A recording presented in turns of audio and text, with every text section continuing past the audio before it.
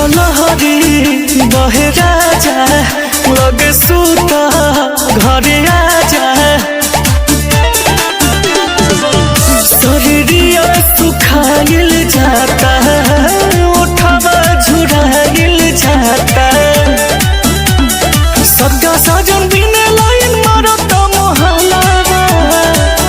कठुआइल but more दोनों गलवा ठंडा में आइल ना दो गलवा